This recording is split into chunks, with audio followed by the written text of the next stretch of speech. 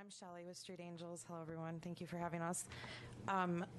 Many of the people who are on the street who could utilize the rescue mission do have second shift jobs, and there's a strict time cutoff that you can get into the rescue mission or to Joy House or to the Door of Hope.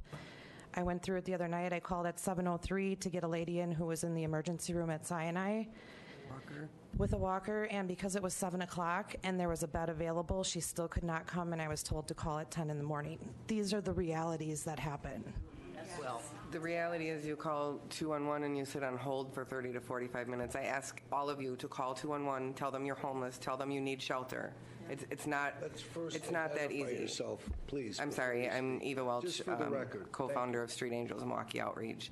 I'm a little frustrated. I'm fighting back tears right now because everybody sits here and they paint this great picture. We work with these people every single night. We put a mom and 3 kids in a hotel 2 days ago because there's nowhere for her to go. This woman with the walker, we put her in a hotel room for 3 days because there's nowhere for her to go. We take her out of the hotel room. She goes to talk with 211. That same night, we get a call from Sinai because she has nowhere to go. So long term, yes, there's a lot of stuff that needs to be done long term. Today, where are my friends going to sleep? That's what I want to know. The Tommy Thompson Center is empty. They're a Red Cross emergency shelter with 80 dorm rooms sitting there all winter long. Last year, we had almost 100 people every single night that we were open, 100% volunteer-based, 100% community-funded.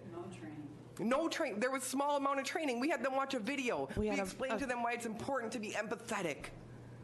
We didn't do 20 hours of training. We opened the doors, we fed them, we gave them a blanket on a gym floor, and they are still thanking us this year for what we did last year. And we're talking millions of dollars that are floating around these agencies, and we can't figure out where someone's going to sleep when they might freeze to death? No one needs to be trained to open a door and let someone come in. And I get it, yes, long-term and full picture, there's a lot that needs to be done, and there's all these different intricate details, but we're talking about saving human lives. Nothing more, nothing less, no budgets, no staff. We're talking about saving human lives, and we did it. We did it for 2 different years with 100 people every single night, all volunteers. Churches opened their doors, volunteers opened their hearts, the community opened their wallets, and we saved lives. There are empty buildings, and there is funding. So I don't think that it should be up to churches and volunteers like us to come up with a plan when there's all these people that know where the empty buildings are and have keys to the empty buildings. We sat there and we cried and we cried and we cried because we couldn't open our warming station this year. And then we decided we're not going to cry. We're going to go protest. And we're going to put it on the steps of the people that get paid to do this. Elected officials are here, and your number one duty should be to protect the community. My homeless friends are part of our community. They need to be protected.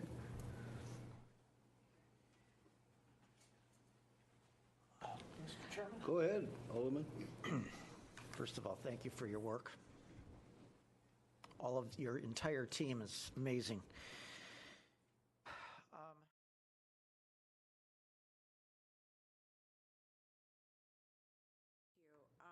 So I guess I need a little clarification. So you had some folks that you were working with to try to get them some room, and you called and there was nothing available. So were these families?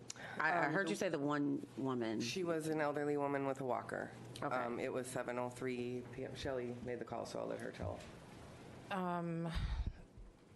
I guess what I'm trying to get at is I called. It was 7. I got a call from Sinai, from the social worker. Okay. The lady who was discharged from the hotel that we had her in tried calling me during the day, but I work full time, and it's hard for me to answer during the day. But the social worker was like, I was given your number. I was told you can help her. I was like, well, let me see if Door of Hope has any openings, and maybe they'll let her come in. So I did call, and I love you guys for what you do, and it's just it's a barrier, and it needs to be known. Like this is what happens, and this is why people stay in the emergency room. And I explained who I was. I said I'm Shelley with Street Angels. I do street outreach. We have a lady in the emergency room who could really use shelter tonight, And she was like, she'll have to call back tomorrow at 10. I was like, well, where do we go tonight? Like, So you called who? Us. yes. Okay. Or So Joe. do you all not have whether it's a quasi partnership or a solidified partnership, do you not have a partnership with them? Okay, because I'm trying to I mean, we've understand. worked with them before, but our partnerships for us are kind of, we work full time. So we've sat down, we've had conversations with the rescue mission. Do we know every single employee at the rescue mission? No. Was it a strict that you guys are strict 7 o'clock? That's it. Yeah. Or was it just an employee that didn't want to deal with it? We don't know. So- we get the rules, we respect the rules, but the point is there's a lot of people falling through the safety cracks. Yeah, and so that's what I'm trying to wrap my brain around.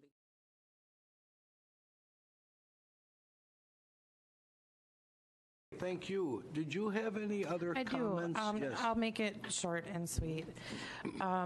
You've heard people talk about Washington, D.C., and you've heard Baltimore. You've heard how large their homeless population is. And ours is so ridiculously small and containable that nobody should be sleeping on our streets and freezing to death.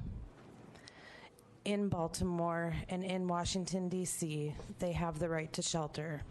6,500 people who are sleeping on the streets have the right to go in at night when it's 32 degrees or below. If they can make it happen, we can definitely make it happen.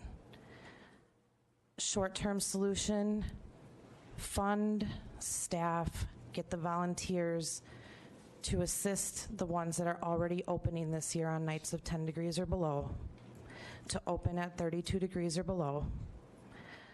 Long-term solution, because our winters never change, and you've heard about the revolvingness of homelessness. I'm not an expert.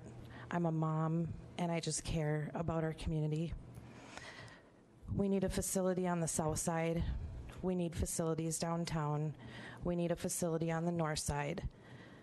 Not shelters, warming rooms, 32 degrees or below, and that solves your problem. And that's all I have. Very good. Thank you very much. Appreciate your passion and your efforts, most especially as a working full-time and doing this as a volunteer. God bless you. Thank you for that. Actually, I have to go back to work, so I'm going to say goodbye to all of you. Thank you. Thanks for sticking around, too. Go ahead, ma'am. Yes. Hi, I'm Jan Wilberg. I'm founder of Time of the Month Club. We collect menstrual supplies for women who are homeless. And I'm also on the board of Street Angels, which is an amazing all-volunteer organization. And I was the longtime consultant to the Milwaukee Continuum of Care, so I kind of have a lot of experience, but I'm sort of speaking just for myself. Recommendations. The first one that comes to mind immediately is for the City of Milwaukee Housing Authority to prioritize homelessness in the allocation of its housing vouchers, which it does not do now. There are 4 housing authorities in Milwaukee County. There's Milwaukee County itself, and they cover only a portion. There's West Allis. Milwaukee County and West Allis both have homeless preferences in the allocation of their housing resources. City of Milwaukee and South Milwaukee have housing authorities. They do not prioritize. Now, South Milwaukee is really not my concern, but the City of Milwaukee could wake up tomorrow and use a homeless preference for its allocation of Section 8 vouchers and cure a lot of the problem that currently exists. Now, that doesn't mean there won't be new people who become homeless. There always will be, which leads me to my second point. We have a wonderful homeless services system. We have many shelters that do wonderful work, but they operate as independent agencies rather than a system. So we have variations in how people are admitted, how they're worked with, what causes them to be put out, which happens frequently.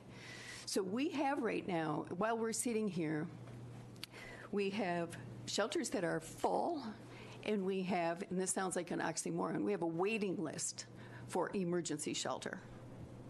So my question as the old planner and program person is, this shelter capacity that we have, are we using it exactly the right way? What do we know about? Do we have enough space for families? Do we have too much? Do we need more space for singles? Do we have too much? Do we put a different kind of limit on how long people can stay? Because the longer they stay, the fewer people can come in and take advantage of the resources in that shelter. So if someone is sitting there for 4 or 5 months, that space is taken. So there's a lot of discussion nationally about the function of shelter, but we have a lot of shelter space. Are we using it in the most effective way? And then I just support what Shelley said. You know, there's the capacity to deal with people on the street right now. We can do this. We need extra money to support the organizations that already know how to do this kind of warming room work. We need extra money, and we need the volunteer resources. But I tell you something, if you say these shelters or these warming rooms are going to be open at 32 degrees, the volunteers will be there. We know that from Street Angels. We have an army of volunteers, and this community, whoever said that, this community is one that really steps up. If you give a call, they will come. But you've got to provide the infrastructure. They can't do it themselves. Mr. Chair? Go Thank ahead, you. Alderman. Thank you, Mrs. Wilberg. Question, I'm assuming that this isn't the first time this topic's been kind of approached on the City Housing Authority? No, it's not. Every year in the federal HUD application, there is a question about which of your housing authorities have prioritized homelessness. And so every year we take another run at it. And actually, until a couple of years ago, Milwaukee County did not prioritize homelessness, and then they established that policy. So no, it's not the first time this. So when you say we take a run at it, what does that mean?